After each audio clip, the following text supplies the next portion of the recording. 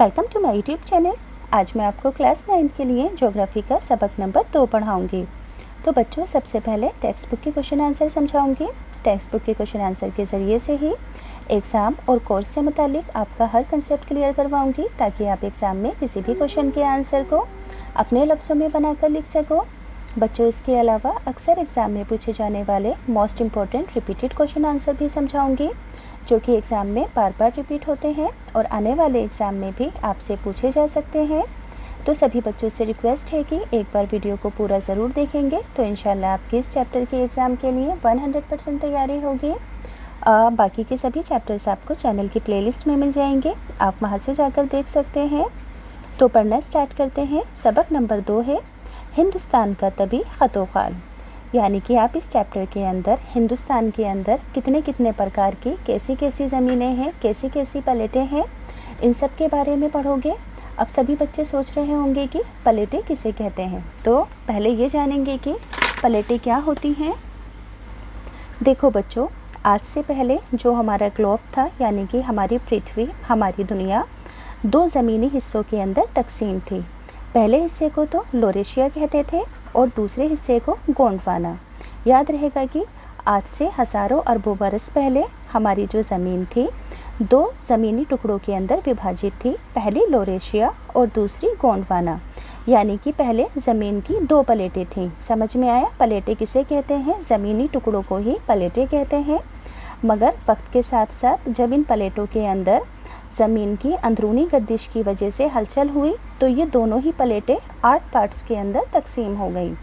याद रहेगा कि ज़मीन की अंदरूनी गर्दिश की वजह से जब प्लेटों के अंदर हलचल हुई तो ये 2 प्लेटें 8 पार्ट्स के अंदर डिवाइड हो गई हैं। तो पहले हमारा हिंदुस्तान इन दोनों में से कौन से वाले पार्ट में आता था? गोंडवाना वाले पार्ट में आता था। तो बच्चों, यहाँ पर हम इस चैप्टर के अंदर हिंदुस्तान के अलग अलग प्लेटों के बारे में पढ़ेंगे। जैसे कि कोई सी जगह पठारी है, मैदानी है, रेगिस्तानी है, कोह हिमालय के पहाड़ों के बारे में पढ़ेंगे। इन सब चीज़ों को पढ़ेंगे यहाँ पर, तो सभी ध्यान से सुनेंगे। टेक्स्ट बुक का सवाल नंबर 1 है मंदरजा झेल वजूहात में सही जवाब की निशानदेही करनी है। सवाल नंबर 1, एक ज़मीनी हिस्सा जो 3 तरफ से समुंदर से घिरा हुआ हो उसे क्या कहते हैं? तो उसे जजीरा नुमा कहते हैं। याद रखोगे कि ज़मीन का कोई भी ऐसा हिस्सा, जैसे कि हिंदुस्तान का नीचे का पार्ट इधर की साइड से, इधर की साइड से और इधर की साइड से मैप के अंदर आप देखेंगे तो पानी से घिरा हुआ है, तो ये क्या कहलाएगा? जजीरा नुमा कहलाएगा। अगला सवाल है हिंदुस्तान के मशरिकी हिस्से में म्यांमार की सरहद का तयन करने वाले पहाड़ों का मजमूई तौर पर नाम बताना है। क्वेश्चन समझ में आया कि हिंदुस्तान के मशरिकी हिस्से में म्यांमार है, यानी कि बर्मा है, तो बर्मा की सरहद का तयन करने वाले, यानी कि बर्मा की सरहद को तय करने वाले पहाड़ हैं। इन लगातार लाइन में इस तरह से बर्मा की साइड पर पहाड़ हैं मशरिक के अंदर, तो उसे किस नाम से पुकारा जाता है? तो उसे कहते हैं पूर्वांचल। याद रहेगा कि पहाड़ों के मजमूए को क्या कहते हैं? जो मजमुआ म्यांमार को और हिंदुस्तान की सरहद का तयन करता है, बंटवारा करता है, तो इस पहाड़ी मजमूए को कहते हैं पूर्वांचल। अब सभी बच्चे एक चीज़ के अंदर और कंफ्यूज होते हैं, डायरेक्शंस के अंदर। तो डायरेक्शंस हमेशा याद रखेंगे कि मशरिक, मगरिब, शुमाल और जुनूब को इस तरह से लिखा जाता है। देखो, राइट हैंड साइड पर मशरिक, इसके सामने मगरिब, ऊपर शुमाल, नीचे जुनूब। अब बच्चों, अगर आप सभी जानते हैं कि सूरज हमेशा किधर से निकलता है? मशरिक से, यानी कि ईस्ट से। अगर आप सूरज की तरफ मुंह करके खड़े होंगे तो वो साइड क्या होगी? मशरिक की होगी। याद रखोगे कि जिस साइड से सूरज निकलता है, अगर हम उस साइड पर मुंह करके खड़े होंगे तो वो साइड क्या कहलाएगी? मशरिक कहलाएगी। आपके सीधे हाथ पर होगा जुनूब और आपके उल्टे हाथ पर होगा शुमाल, और जिधर आपकी कमर होगी वो क्या कहलाएगा? मगरिब। तो इस तरह से आप मैप के अंदर लिख लेंगे मशरिक, मगरिब, शुमाल और जुनूब। बच्चों, डायरेक्शन मैंने इसलिए समझाई है ताकि आपको समझना आसान रहे। अगला क्वेश्चन है कि गोवा के जुनूब में वाक़ई मगरिबी साहिल पट्टी को क्या कहते हैं? तो कोंकण कहते हैं। याद रखोगे कि गोवा के जुनूब में वाक़ई मगरिबी साहिल पट्टी को कोंकण कहते हैं। मगरिबी घाट की सबसे ऊंची पहाड़ी चोटी के बारे में बताना है। तो महेंद्रगिरी मगरबी घाट की सबसे ऊंची पहाड़ी चोटी का नाम है महेंद्रगिरी। याद रखोगे, महेंद्रगिरी। टेक्स्ट बुक का अगला सवाल है, ज़मीन की अंदरूनी प्लेटें क्या है? तो ज़मीन के अंदरूनी हिस्से में मौजूद कन्वर्जिंग और डाइवर्जिंग हरकत करने वाले वसी ज़मीनी हिस्से में ज़मीन की अंदरूनी प्लेटें कहलाती हैं। याद रखोगे कि ज़मीन की जो प्लेटें होती हैं वो क्या होती हैं, यानी कि ये ज़मीन की एक तरह से परतें होती हैं। अंदरूनी परतों के अंदर लावा होता है, जो ऊपरी परतें होती हैं वो ज़मीन की प्लेटें कहलाती हैं। इन प्लेटों का क्या लिखोगे कि ज़मीन के अंदरूनी हिस्से में मौजूद कन्वर्जिंग और डाइवर्जिंग हरकत करने वाले वसी ज़मीनी हिस्से ही में ज़मीन की अंदरूनी परतें कहलाती हैं, प्लेटें कहलाती हैं। दर हकीकत ये अजीम पिघली हुई चट्टानें होती हैं जो निगार और गोंडवाना लैंड की तंजीली से अलग-अलग हो गई थी। याद रहेगा कि जो कि निगार और गोंडवाना लैंड की जब तंजीली हुई थी, यानी कि लॉरेशिया और गोंडवाना जब दो अलग अलग पार्ट्स में डिवाइड हुए थे, ज़मीन के अंदर हलचल हुई थी, जिसकी वजह से ये आपस में टकराकर प्लेटें अलग-अलग हो गई थी। आज के कौन से बर्रे आज़म गोंडवाना लैंड के हिस्से थे? पहले गोंडवाना लैंड के कौन कौन से बर्रे आज़म हिस्से थे?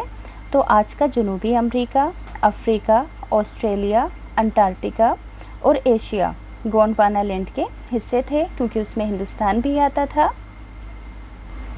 बच्चों, अगला सवाल है कि भाबर क्या है?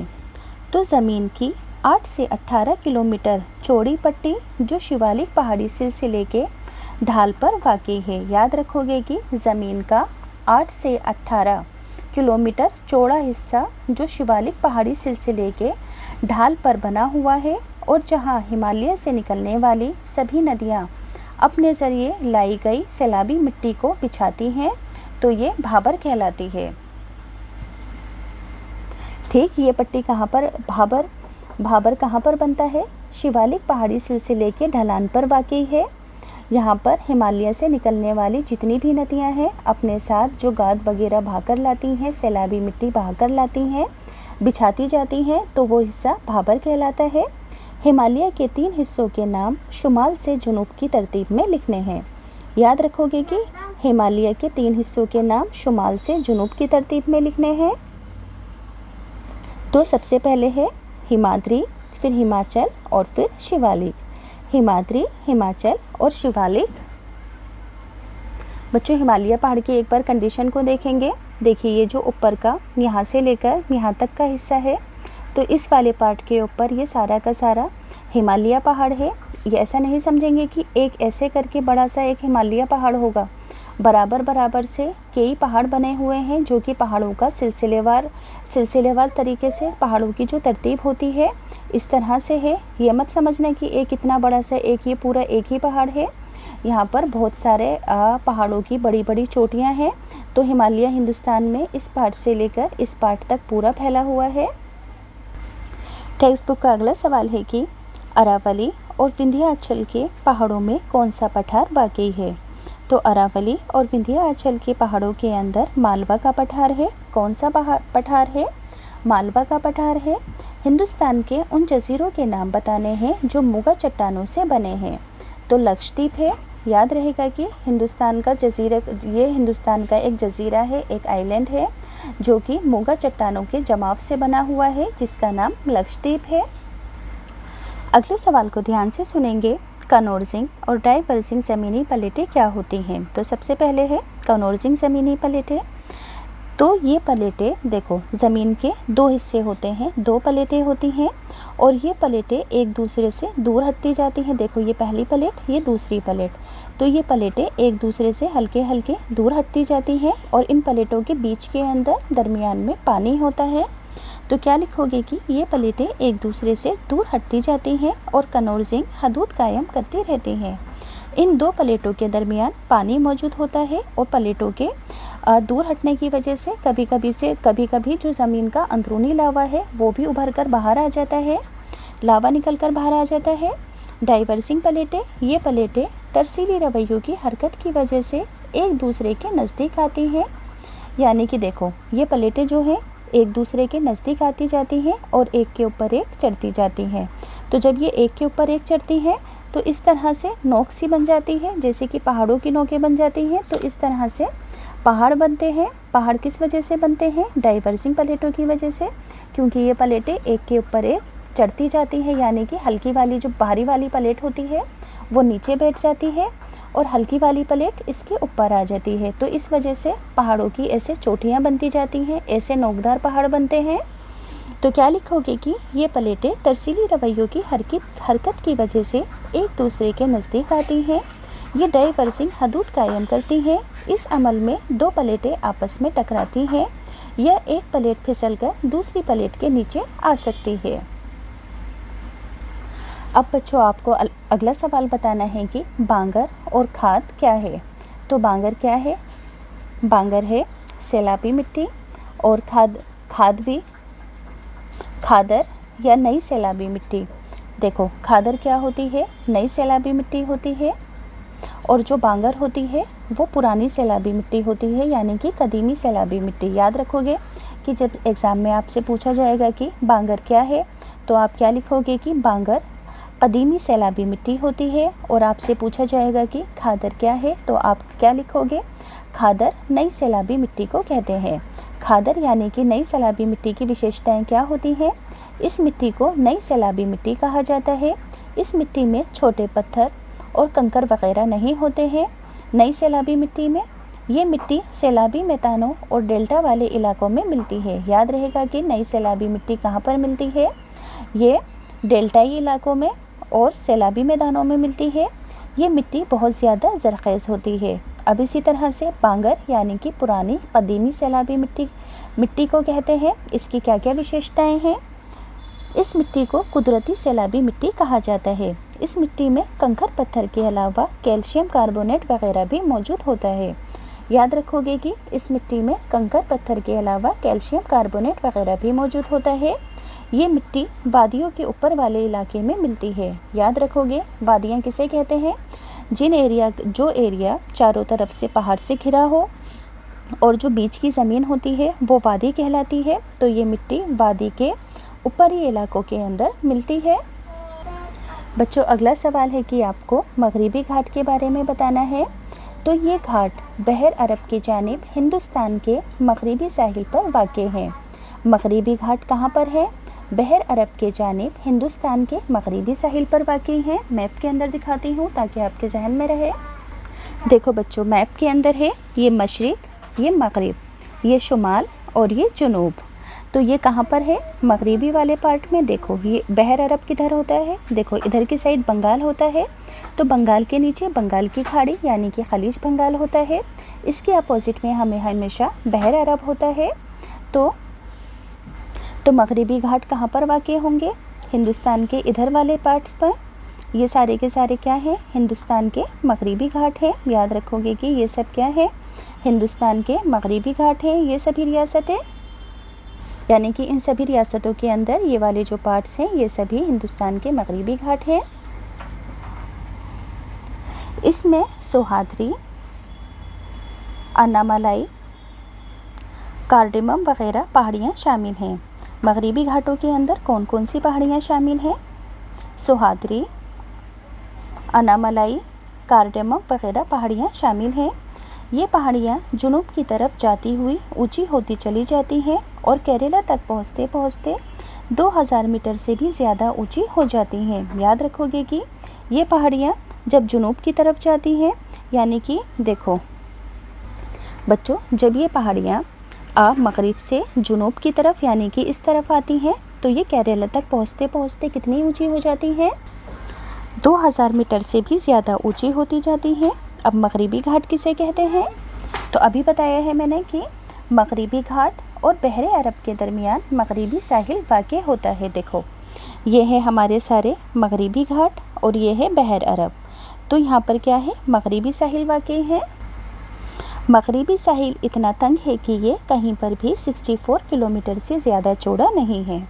इस मैदान की मिट्टी काफ़ी ज़रख़ेज़ है।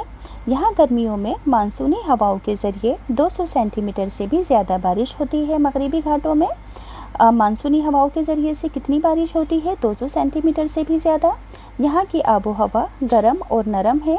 चावल, गरम मसाले, रबड़, फल और नारियल यहाँ की अहम फसलें हैं। मगरिबी घाट की अहम फसलों के नाम क्या क्या हैं? चावल, गरम मसाले, रबड़, फल और नारियल यहाँ की अहम फसलें हैं। अब पढ़ेंगे मशरिकी घाट किसे कहते हैं। तो ये घाट हिंदुस्तान के मशरिकी साहिल के साथ साथ बंगाल की खाड़ी तक फैले हुए हैं। देखो, मशरिकी हिस्सा ये होता है, तो ये वाला जितना भी हिस्सा है ये क्या है? मशरिकी घाट है। याद रखोगे कि खलीज बंगाल हमेशा खलीज बंगाल के नीचे होता है। तो यहाँ पर ये जितने भी मैदान हैं यानी कि घाट हैं, ये जितने भी घाट हैं ये क्या हैं? खलीज बंगाल के साहिली इलाकों के अंदर वाक़ हैं। तो यहाँ पर लिखोगे कि ये घाट हिंदुस्तान के मशरिकी साहिल के साथ साथ बंगाल की खाड़ी तक फैले हुए हैं। इनमें ज़्यादा पहाड़ियाँ नहीं होती हैं। याद रखोगे कि मशरिकी घाटों में ज़्यादा पहाड़ियाँ नहीं होती हैं और दरमियान में महानदी, गोदावरी, कृष्णा और कावेरी वगैरह नदियाँ डेल्टा बनाती हैं। यहाँ पर डेल्टा कैसे बनाती हैं? देखो, कौन कौन सी नदियाँ डेल्टा बनाती हैं? महानदी, गोदावरी, कृष्णा और कावेरी वगैरह नदियाँ डेल्टा बनाती हैं। तो बच्चों देखो, जब कोई भी नदी समुद्र में जाकर गिरती है तो वो इस तरह से वाई की शेप के अंदर बन जाती है। जब समुद्र में आकर गिरती है तो इस तरह से वाई की शेप बनना ये जो होता है ये डेल्टा कहलाता है। तो यहाँ पर खलीज बंगाल में कौन कौन डेल्टा बनाती हैं? महानदी, गोदावरी, कृष्णा और कावेरी वगैरह नदियाँ डेल्टा बनाती हैं। मशरिकी घाट मगरिबी साहिल के मुकाबले में ज़्यादा चौड़ा है। कई जगहों पर इसकी चौड़ाई 120 किलोमीटर है। याद रखोगे कि मशरिकी घाट मगरिबी साहिल के मुकाबले में ज़्यादा चौड़ा होता है। जो ये ज़मीन का हिस्सा है 120 किलोमीटर से भी ज़्यादा चौड़ा है। मगरिबी साहिल के मुकाबले में यहाँ पर बारिश कम होती है। इस मैदान में बारिश सर्दियों में ज़्यादा होती है। इसकी मिट्टी भी ज़्यादा ज़रख़ेज़ होती है। इस साहिली मैदान में चावल, मूंगफली, कपास और नारियल वगैरह की पैदावार की जाती है। याद रखोगे कि मशरिकी घाट वाले एरिया में कौन कौन सी खेती की जाती है? चावल, मूंग, फल, कपास और नारियल वगैरह की खेतीबाड़ी की जाती है। अगला सवाल है कि हिमालय की तामीर कैसे हुई है। तो बच्चों, हिमालय की तामीर भी ज़मीन की अंदरूनी प्लेटों में हलचल की वजह से, गर्दिश की वजह से हुई है, जो कि आज तक लगातार हिमालय की तामीर हो रही है।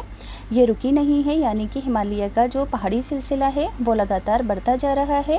अभी मैंने बताया था कि हिमालय पहाड़ हिंदुस्तान के कहाँ से कहाँ तक के एरिया में फैला हुआ है।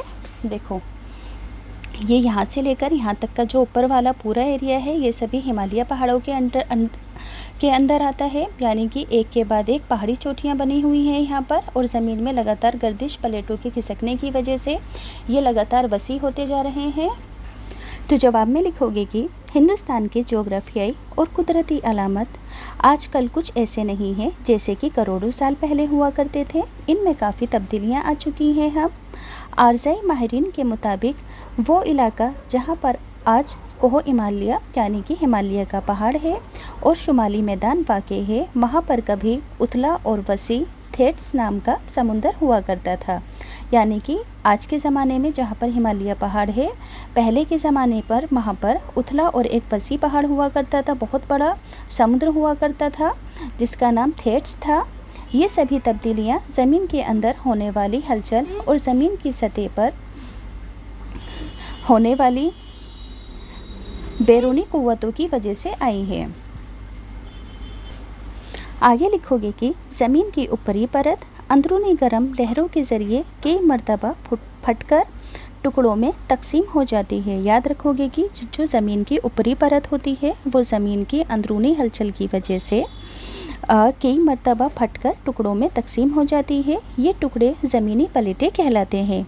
ये प्लेटें कुछ जगह पर एक दूसरे से दूर हट जाती हैं और कहीं एक दूसरे के करीब आकर आपस में एक दूसरे के ऊपर चढ़ जाती हैं। कई मरतबा एक प्लेट दूसरी प्लेट के नीचे भी घुस जाती है या दूसरी प्लेट पर चढ़ जाती है। तो इन वजूहात की बिना पर करोड़ों साल पहले ज़मीन के खतोखाल में कई तब्दीलियाँ रोनुमा हुई थी। बच्चों, जब प्लेटें एक के ऊपर एक, यानी कि भारी प्लेट जब नीचे चली जाती है और हल्की प्लेट उसके ऊपर आ जाती है, जैसे कि मैंने पीछे बताया था, तो इसी वजह से पहाड़ों की तामीर होती है ज़मीनों की प्लेटों की इन्हीं गर्दिश की वजह से। आगे लिखेंगे कि ज़मीन करोड़ों साल पहले इन्हीं प्लेटों के आपस में टकराने से बनी थी। ऐसा तस्लीम किया जाता है कि तकरीबन 5 करोड़ साल पहले इंडो ऑस्ट्रेलियन प्लेट धीरे धीरे शुमाल की जानिब खिसककर ज़मीन के शुमाली नस्फ ग्रह में जाकर टकराई। कहाँ टकराई? ज़मीन के शुमाली नस्फ ग्रह में। देखो, शुमाली नस्फ ग्रह क्या होता है? ये जो हमारी पृथ्वी होती है 2 बराबर पार्ट्स में डिवाइड होती है। तो इस वाली लाइन को क्या कहते हैं? जो 0 डिग्री पर होती है, खतिस तवा। ऊपर वाले पार्ट को शुमाली नस्फ ग्रह, नीचे वाले पार्ट को कहते हैं जुनूबी नस्फ ग्रह। तो ये शुमाली नस्फ ग्रह की बात कर रहे हैं यहाँ पर हम। तो ज़मीन शुमाली नस्फ ग्रह से जाकर टकराई। इसका शुमाल हिस्सा यूरेशियन प्लेट के नीचे धंस गया। इसी आपसी टकराव के नतीजे में ठेठ समुद्र की तहनशीन चट्टानें ऊपर की जानिब उठती चली गईं, जिसके नतीजे के अंदर हिमालय एशिया के मुख्तलिफ पहाड़ी सिलसिले वजूद के अंदर आए। याद रखोगे कि जब शुमाली नस्फ ग्रह के अंदर प्लेटों का आपस में टकराव हुआ तो ठेठ समुद्र के अंदर से चट्टानें ऊपर की जानिब उठती चली गईं, समुद्र ख़त्म होता गया और पहाड़ों का सिलसिला बनता गया, जिसके नतीजे में हिमालय और एशिया के मुख्तलिफ पहाड़ी सिलसिले वजूद में आए। टेक्स्ट बुक के अगले सवाल को ध्यान से सुनेंगे। हिंदुस्तान के अहम ज़मीनी हिस्से कौन कौन से हैं? यानी कि हिंदुस्तान के अहम ज़मीनी हिस्सों के नाम बताने हैं। हिमालयी इलाके और जजीरा नुमा पठार की खसूसियात में क्या फ़र्क है? यानी कि हिमालयी इलाकों का और जजीरा नुमा पठार के इलाकों का डिफरेंस बताना है, उनकी खसूसियात बतानी है। तो हिंदुस्तान के ख़ास ज़मीनी हिस्से हैं। सबसे पहला हिस्सा है हिमालय का पहाड़ी सिलसिला, दूसरा है शुमाली मैदान, तीसरा जजीरा नुमा पठार, फिर हिंदुस्तान का रेगिस्तान, फिर हिंदुस्तान के साहिली मैदान, फिर लास्ट में आते हैं जजीरे यानी कि आइलैंड। याद रखोगे कि हिंदुस्तान के कौन कौन से ज़मीनी हिस्से हैं, कितने तरह की ज़मीनें हैं यहाँ पर। सबसे पहले है ऊपर की साइड हिमालय का पहाड़ी सिलसिला, फिर पहाड़ी सिलसिले के बाद आते हैं शुमाली मैदान जो शुमाल की डायरेक्शन में होंगे, फिर होंगे जजीरा नुमा पठार। जजीरा नुमा पठार बताया था मैंने स्टार्टिंग के अंदर फर्स्ट क्वेश्चन में ही। हिंदुस्तानी रेगिस्तान के बारे में बताना है, फिर साहिली मैदान और फिर यहाँ के जजीरों यानी कि आइलैंड के बारे में। तो सबसे पहले हिमालय पहाड़ी सिलसिला और जजीरा नुमा पठार में फ़र्क बताएंगे। क्या बताएंगे? हिमालयी पहाड़ी सिलसिला और जजीरा नुमा पठार में फ़र्क। तो हिमालयी पहाड़ी सिलसिला कोह हिमालय कश्मीर में दरियाए सिंध से लेकर मशरिक़ में ब्रह्मपुत्र की वादी तक वसी इलाके में फैला हुआ है। हिमालय कहाँ से लेकर कहाँ तक फैला हुआ है? तो हिमालय पहाड़ कश्मीर में दरियाए सिंध एक बहुत बड़ी महानदी है जो कि दरियाए सिंध से लेकर मशरिक़ में ब्रह्मपुत्र की वादी तक बड़े इलाके में फैला हुआ है। इसकी लंबाई तकरीबन 2500 किलोमीटर है, मग़रिब में ये 400 किलोमीटर है और मशरिक़ में 150 किलोमीटर है। ये पहाड़ी सिलसिला तख्तपज़ीर चट्टानों के ज़रिए बना है। हिमालयी सिलसिले को जोग्राफियाई तौर पर 3 हिस्सों में तकसीम किया गया है। यानी कि हिमालय के ज़मीनी हिस्से को जोग्राफियाई तौर पर 3 पार्ट्स में डिवाइड किया गया है। शुमाली हिमालयी सिलसिला, तो शुमाली हिमालयी सिलसिला सबसे ज़्यादा बुलंद है। सबसे ज़्यादा बुलंद हिमालय का कौन सा पार्ट है? शिमालियाई हिमालयी सिलसिला सबसे ज़्यादा बुलंद है। इसकी सबसे ऊंची चोटियाँ इसी सिलसिले में वाक़ई हैं, यानी कि इसी जगह पर हिमालय की सबसे ऊंची चोटियाँ हैं, सबसे ऊंचे पहाड़ हैं। एवरेस्ट दुनिया की सबसे ऊंची चोटी और कंचनजंगा हिमालय की दूसरी सबसे ऊंची पहाड़ी चोटी है जो कि सिक्किम में वाक़ई है। याद रखोगे कि शुमाली हिमालयी सिलसिला ये सिलसिला हिमालयी पहाड़ का सबसे ऊंचा सिलसिला है, पहाड़ों की सबसे ऊंची चोटियां हैं। इसकी सबसे ऊंची चोटियां इसी सिलसिले में वाक़ई है। एवरेस्ट जो कि दुनिया की सबसे ऊंची चोटी है और कंचनजंगा हिमालय की दूसरी सबसे ऊंची पहाड़ी चोटी है जो कि सिक्किम में वाक़ई है। अब शुमाली हिमालयी सिलसिला शुमाली हिमालयी सिलसिलों के जुनूब में वस्ती हिमालयी सिलसिले वाक़ई हैं। याद रखोगे कि शुमालियाई सिलसिलों के जुनूब में वस्ती हिमालयी सिलसिले वाक़ई हैं। डलहौज़ी, धर्मशाला, मसूरी, नैनीताल और दार्जिलिंग जैसे सभी ख़ास शहर इसी पहाड़ी सिलसिले के अंदर आते हैं। शुमाली हिमालयी सिलसिले के अंदर कौन कौन से आते हैं? धर्मशाला, मसूरी, नैनीताल, दार्जिलिंग जैसे सभी ख़ास शहर इसी पहाड़ी सिलसिले में वाक़ई हैं। हिमालय के जुनूबी पहाड़ी सिलसिलों के बारे में पढ़ेंगे तो हिमालय के जुनूबी पहाड़ी सिलसिले को शिवालिक पहाड़ी सिलसिला कहा जाता है। हिमालय के मगरबी नस्फ हिस्से में ये सिलसिला बहुत वाज़ेह है। ये पहाड़ियाँ सैलाबी गाद वगैरह से बनी हुई हैं। ये सैलाबी मिट्टी की तहों के जमने की वजह से बनी है। इस हिस्से में आमतौर पर ज़लज़ले आते हैं और ज़मीन खिसकती रहती है। हिमालय के कौन से हिस्से में? जुनूबी हिस्से में ज़लज़ले आते रहते हैं और ये ज़मीन सैलाबी गाद वगैरह के और सैलाबी मिट्टी की तहों की जमने की वजह से बनी है और यहाँ पर ज़लज़ले आते रहते हैं। आगे लिखेंगे कि जम्मू कश्मीर और हिमाचल प्रदेश में फैले हुए हिमालय को मगरबी हिमालय भी कहते हैं। याद रखोगे कि जम्मू कश्मीर और हिमाचल प्रदेश में जितना हिस्सा हिमालय का है उस हिस्से को मगरबी हिमालय कहते हैं। उत्तरांचल और नेपाल में इसे वस्ती हिमालय के नाम से जानते हैं। उत्तरांचल और नेपाल में हिमालय को किस नाम से जानते हैं? वस्ती हिमालय के नाम से। मगरबी बंगाल, सिक्किम, भूटान और अरुणाचल प्रदेश में ये मशरक़ी हिमालय के नाम से मशहूर है। अब जज़ीरा नुमा पठार क्या है? हिंदुस्तान का जज़ीरा नुमा पठार कदीमी ज़मीनी हिस्सा है। ये पठार आतिशी और तकसीर पसीर चट्टानों से बने हुए हैं। ये पठार मगरिब और मशरिकी घाट के दरमियान वाक़ई हैं। जज़ीरा नुमा पठार कहाँ पर हैं? मगरिब और मशरिकी घाट के दरमियान वाक़ई हैं।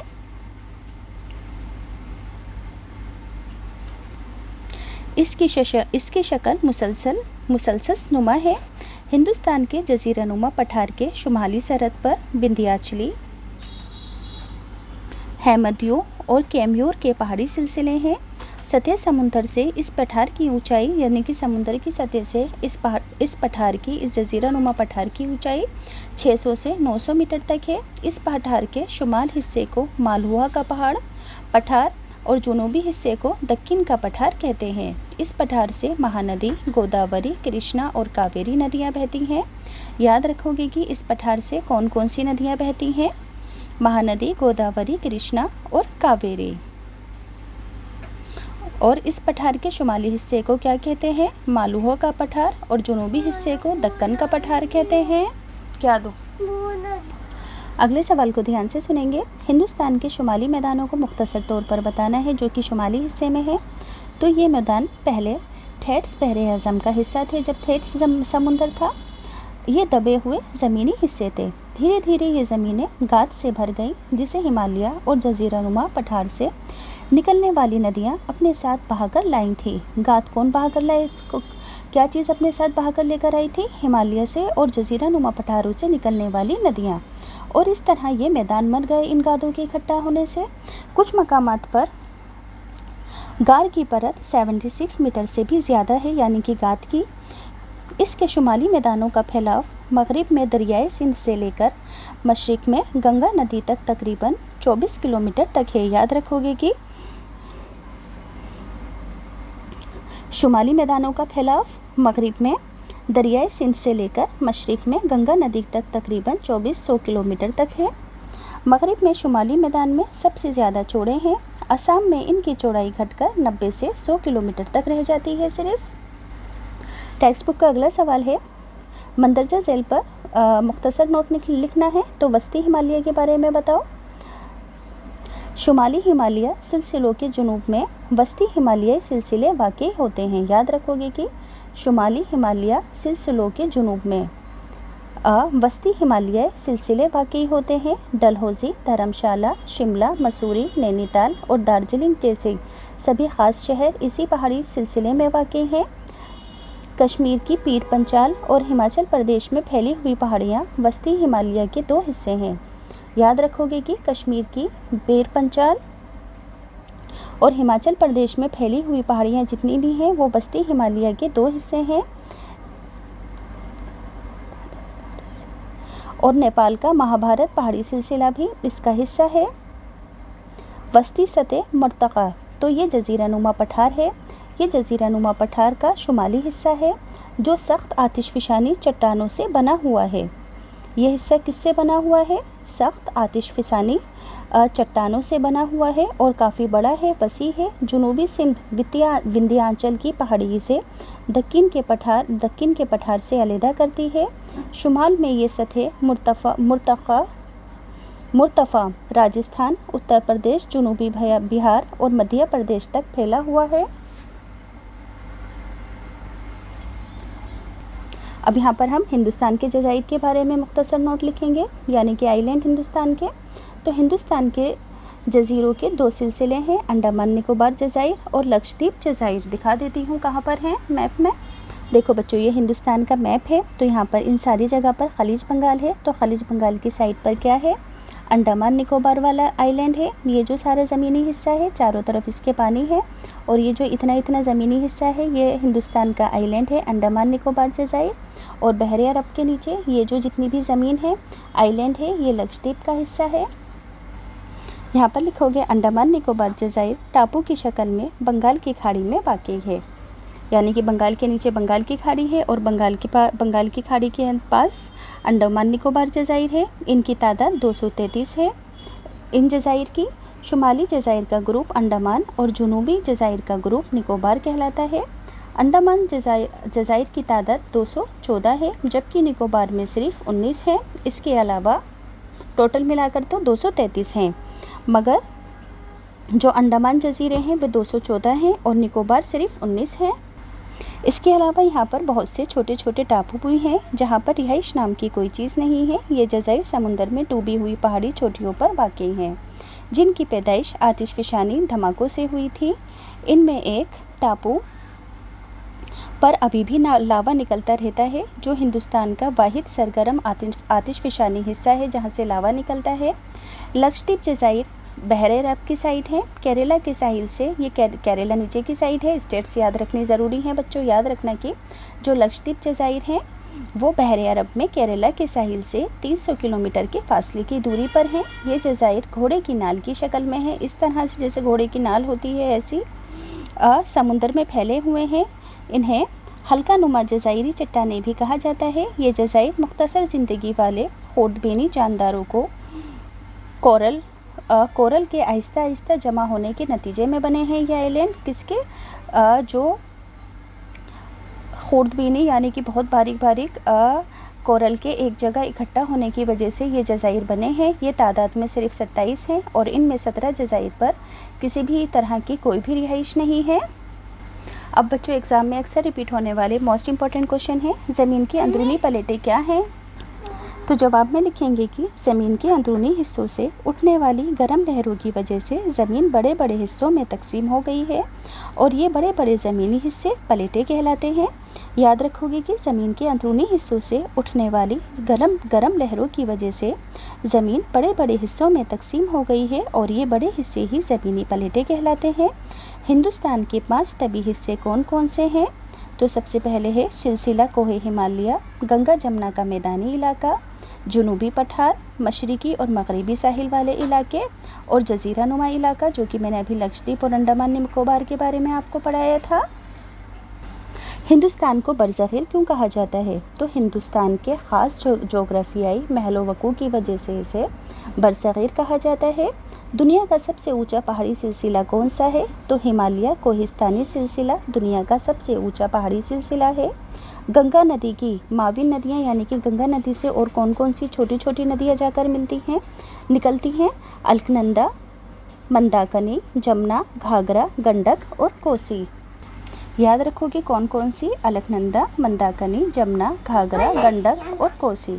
तो इन सभी के स्टार्टिंग के अल्फ़ाबेट याद रखो तो आपको याद रहेगा कि गंगा की माविन यानी कि सहायक नदियाँ कौन कौन सी हैं? KG, GJ, MA, KG, GJ, MA, KG, GJ, MA। अब बहर अरब से गिरने वाली हिंदुस्तान की 2 नदियों के नाम बताने हैं। तो बहर अरब से गिरने वाली नर्मदा और ताप्ती हैं। बहर अरब से गिरने वाली हिंदुस्तान की 2 नदियाँ कौन कौन सी? नर्मदा और ताप्ती। अगला सवाल है, शुमाली पहाड़ों से निकलने वाली गंगा की माविन नदियाँ कौन सी हैं जो शुमाली पहाड़ों से निकलती हैं? तो अलकनंदा, मंदाकिनी, घाघरा, गंडक, कोसी और ब्रह्मपुत्र। सतपुरा के पहाड़ी सिलसिले कहाँ पर वाक़ई हैं? तो नर्मदा और ताप्ती नदियों के दरमियान मध्य प्रदेश में वाक़ई हैं। याद रखोगे कि सतपुरा के पहाड़ी सिलसिले कहाँ पर वाक़ई हैं? मध्य प्रदेश में है।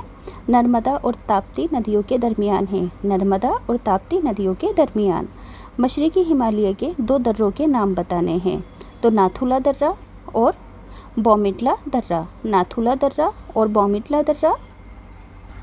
अगला सवाल है, बहरे अरब कैसे बना? तकरीबन 5 करोड़ साल पहले जब ज़मीन की अंदरूनी प्लेटों के टकराव से हिमालय की तश्कील हुई थी, यानी कि जब हिमालय बना था, उसी वक्त जज़ीरानुमा पठार के शुमाल मगरबी हिस्से में ज़बरदस्त आतिशफ़शानी मादे यानी कि लावा फूट पड़ा, जिसके नतीजे में पठार का मगरबी हिस्सा टूटकर नीचे धंस गया और इस जगह में बहरे हिंद का पानी भर गया और इस तरह बहरे अरब की तश्कील हुई। याद रहेगा कि आज से 5 करोड़ साल पहले जब ज़मीन की अंदरूनी प्लेटों में गर्दिश हुई तो गर्दिश होने की वजह से लावा उभरकर बाहर आ गया, जिसके नतीजे में पठार का जो मगरबी हिस्सा था वो टूटकर नीचे धंस गया और उसके अंदर पानी भर गया, तो ये हिस्सा बहरे हिंद कहलाया। अब है गंगा ब्रह्मपुत्र डेल्टा की कोई 4 खासियतें बतानी हैं। तो गंगा ब्रह्मपुत्र डेल्टा की 4 खासियतें हैं। एक मुसलसल नुमा ज़मीनी हिस्सा जो नदी के दहाने पर मिट्टी के ज़र्रात के जमा होने से बनता है, डेल्टा कहलाता है। डेल्टा कैसे बनता है? नदी के दहाने पर मिट्टी के बहुत सारे ज़र्रात, बहुत सारी गाद वगैरह इकट्ठा होने से बनता है, जो इस तरह से वाई की शेप में होता है, ऐसे जैसे वाई होती है इस तरह से। गंगा ब्रह्मपुत्र की 4 खसूसियात मंदरजा झेल हैं। तो ये दुनिया का सबसे बड़ा डेल्टा है। पानी के ज़्यादा मिक़दार में होने की वजह से ये एरिया बहुत ज़्यादा ज़रख़ेज़ है। इसके आसपास के एरिया। ब्रह्मपुत्र नदी की रफ़्तार गंगा से मिलने के बाद धीमी हो जाती है। याद रखोगे कि ब्रह्मपुत्र नदी की रफ़्तार गंगा से मिलने के बाद धीमी हो जाती है और इसके पानी बहने की जगह पर मुख्तलिफ छोटे छोटे जजीरे बन जाते हैं। इन रुकावटों को पार करते वक्त इसका पानी तकसीम हो जाता है और डेल्टा बनता रहता है, यानी कि एक धारा इधर चली जाती है, एक धारा इधर। गंगा ब्रह्मपुत्र का निचला हिस्सा दलदल में तब्दील होकर रह गया है, क्योंकि ज्वार भाटे के वक्त समुद्र का पानी नदी के पानी में मुसलसल मिलता रहता है, तो इस वजह से गंगा ब्रह्मपुत्र का जो निचला हिस्सा है वो दलदल में तब्दील हो गया है। अब अगला सवाल है कि हिंदुस्तान को हिमालयी सिलसिले को से क्या फ़ायदे हैं? देखो, जो हिमालयी सिलसिला है, हिंदुस्तान के ऐसे ऊपर की साइड इस तरह से सारे के सारे पहाड़ी सिलसिले वाक़ई हैं। तो इन पहाड़ी सिलसिलों से हिंदुस्तान को क्या क्या फ़ायदे हैं? लिखोगे कि हिमालयी सिलसिला को हिंदुस्तान के लिए एक तोहफ़ा है, जिससे हिंदुस्तान को बेइंतहा फ़ायदे हैं। ये पहाड़ी सिलसिला हिंदुस्तान की शुमाली सरहद पर एक बुलंद दीवार की तरह खड़ा हुआ है और कदीम ज़माने से ये पहाड़ शुमाल से आने वाले हमलावरों को रोकता है, हमारी हिफाजत करता है। हिमालयी सिलसिला को एक कुदरती दीवार है जिसने गंगा और जमुना के ज़रख़ेज़ मैदानों की शुमाल से आने वाली ठंडी और खुशक हवाओं से हिफाजत की है।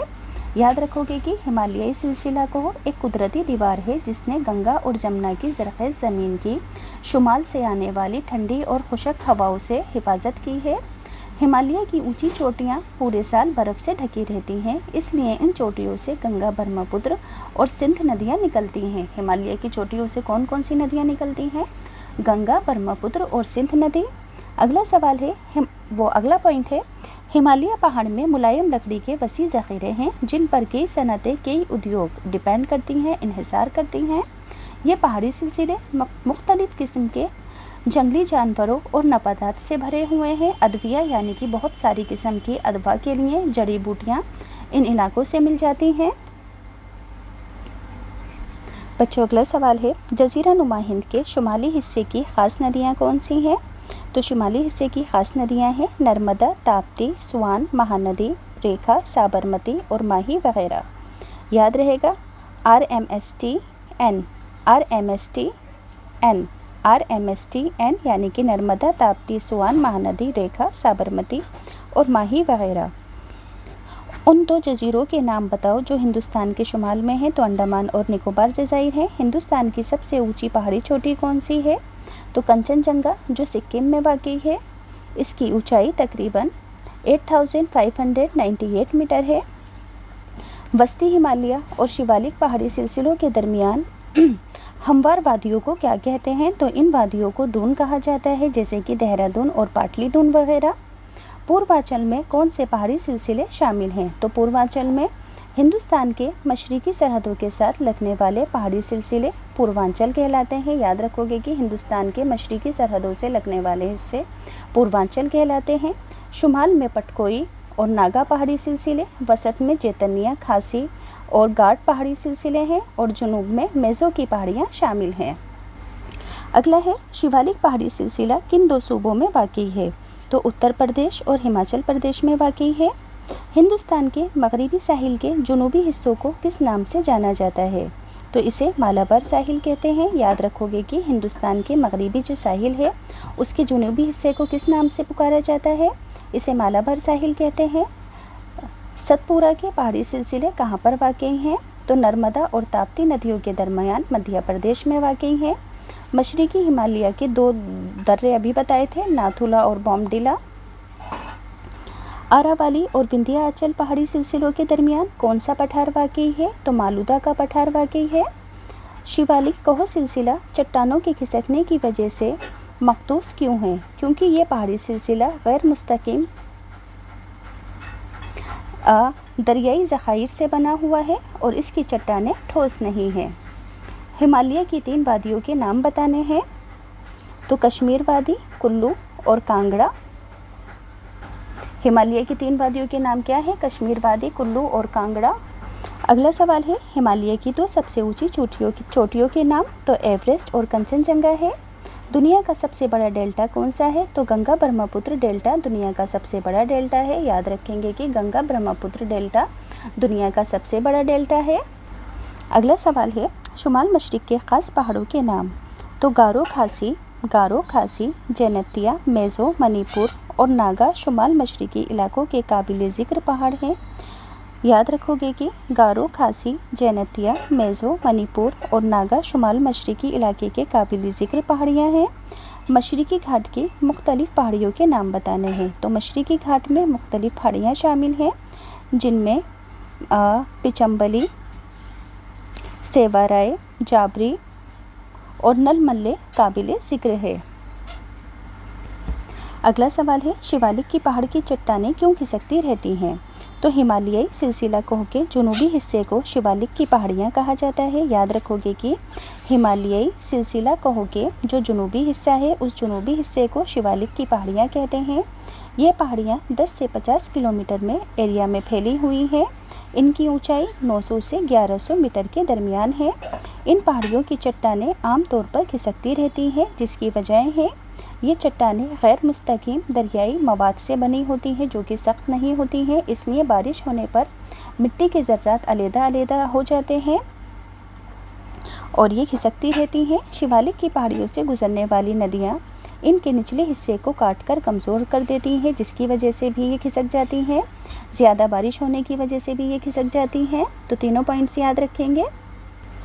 तो टोटल मिला के ज़मीन की 8 हैं प्लेटें, मगर आपकी बुक के अंदर 7 दी हुई हैं। कौन कौन सी हैं? पैसिफिक प्लेट, यूरेशियन प्लेट, अफ्रीकी प्लेट, इंडो ऑस्ट्रेलियाई प्लेट, शुमाली अमरीकी प्लेट, जुनूबी अमरीकी प्लेट और अंटार्कटिक प्लेट। याद रहेगा कि ज़मीनी प्लेटें कितनी हैं? 7 दी हुई हैं आपकी बुक में, मगर टोटल मिलाकर 8 हैं।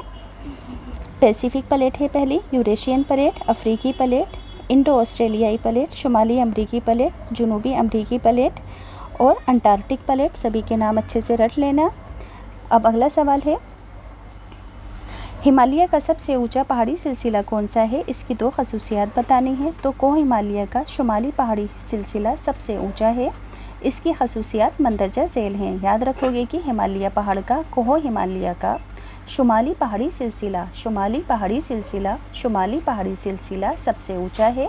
इसकी खासियत है कि ये हिमालय का सबसे ऊंचा सिलसिला है जो हमेशा बर्फ़ से ढका रहता है। इसलिए इससे हमेशा बहने वाली नदियाँ निकलती हैं, जैसे कि गंगा, जमुना और ब्रह्मपुत्र वगैरह।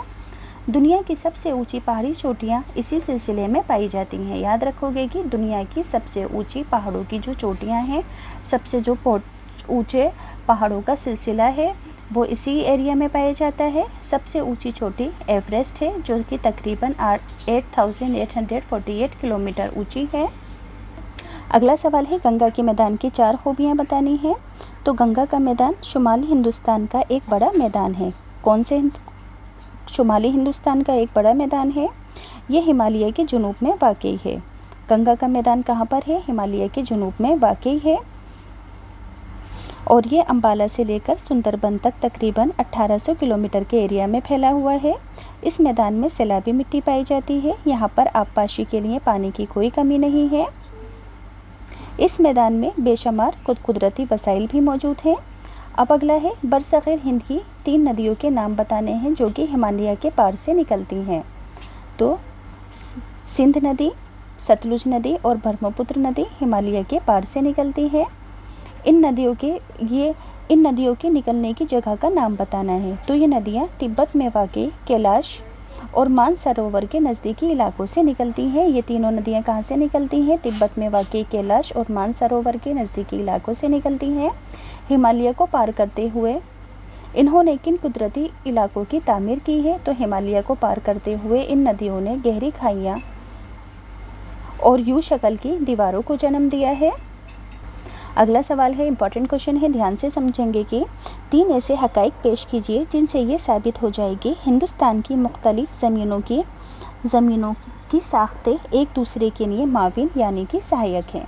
तो हिंदुस्तान को ज़मीनी साख्त के एतबार से 5 हिस्सों में बांटा गया है। पहला है शुमाली पहाड़ का सिलसिला, वसी शुमाली मैदान, फिर जुनूबी पठार, फिर साहिली मैदान और हिंदुस्तानी जजीरे। हिंदुस्तान की ज़मीनों के एतबार से 5 तरह की ज़मीनों के हिस्सों में डिवाइड किया गया है। तो पहला है शुमाली पहाड़ी सिलसिला, फिर वसी शुमाली मैदान, फिर जुनूबी पठार, फिर साहिली मैदान और फिर हिंदुस्तानी जजीरे। तो ये सब ज़मीनी हिस्से एक दूसरे के माविन हैं और शुमाल के वसील पहाड़ पानी का एक ज़रिया है और हमें शुमाल से आने वाली बर्फीली हवाओं से भी महफूज रखते हैं। जुनूबी पठार ने शुमाली ज़रख़ेज़ मैदान के लिए सामान मुहैया कराया है और शुमाली मैदान ने कदीम तहज़ीब व तमदीन को फलने फूलने का मौका अता दिया है। ये इलाके पूरे हिंदुस्तान को खुराक भी मुहैया कराते हैं यानी कि खाने के लिए चीज़ें। साहिली इलाकों का महलवा को अपनी एक ख़ास माशी हैसियत रखता है। इसकी वजह से हिंदुस्तान को तिजारत करने में आसानी होती है। इस तरह हम कह सकते हैं कि हिंदुस्तान के ज़मीनी साख्तें एक दूसरे के लिए माविन हैं यानी कि सहायक हैं, एक दूसरे के लिए मददगार हैं, एक दूसरे को फ़ायदा पहुंचाते हैं ये सभी 5 ज़मीनी हिस्से। अब लास्ट टॉपिक है कि वसी गार्ज या आबी गार और रिफ्ट वादी में फ़र्क बताना है। तो आबी गार यानी कि वसी गॉर्ज किसे कहते हैं? तो अंग्रेज़ी के हुर्फ तहजी आई की शक्ल में गहरी और तंग वादियाँ जिसमें नदी के दोनों किनारे खड़ी दीवारों के मानिंद होते हैं आबी गार कहलाते हैं। यानी कि पतला सा एरिया होता है, नदी बह रही होती है और दोनों साइडें लंबी लंबी पहाड़ों की दीवारें सी होती हैं जिन्हें आबी गार यानी कि पानी, एक तरह से पानी की गुफाएं कहा जा सकता है। नदियों के ज़रिए मिट्टी के कटाव से बनती हैं। दरियाए सिंध, ब्रह्मपुत्र और सतलुज, इन तीनों दरियाओं ने हिमालय को पार करते वक्त इस किस्म के गार बनाए हैं। किस किस ने? ब्रह्मपुत्र, सतलुज और सिंध नदी ने। अब है रिफ्ट वादी। तो एक किस्म की तंग और लंबी वादी होती है यानी कि एक किस्म का तंग और लंबा सा मैदान होता है, मैदान नहीं, तंग और लंबी वादी होती है। वादी किसे कहते हैं? पहाड़ों के बीच की जो ज़मीन होती है, इधर उधर पहाड़ होते हैं और ज़मीन का बीच का एरिया वादी कहलाता है। तो तंग वादी होती है, लंबी होती है, जो मतवाज़ी दरारों के दरमियान मिट्टी के धंस जाने से बनती है। ठीक, ये वादियाँ कैसे बनती हैं? रिफ्ट वादियाँ मिट्टी के धंस जाने से बनती हैं। ये वादियाँ मुस्ततिल नुमा होती हैं, रेक्टेंगल की तरह से। नर्मदा नदी एक रिफ्ट वादी से होकर ही गुज़रती है। याद रखोगे कि नर्मदा नदी एक रिफ्ट वादी से ही होकर गुज़रती है। तो बच्चों, यहाँ पर मैंने आपको एग्ज़ाम से मुताल्लिक हर टॉपिक को 100% तरीके से करा दिए है। अब अगर आपको ये वीडियो आपके लिए यूज़फुल लगी हो तो प्लीज़ चैनल सब्सक्राइब करना, वीडियो को लाइक करना।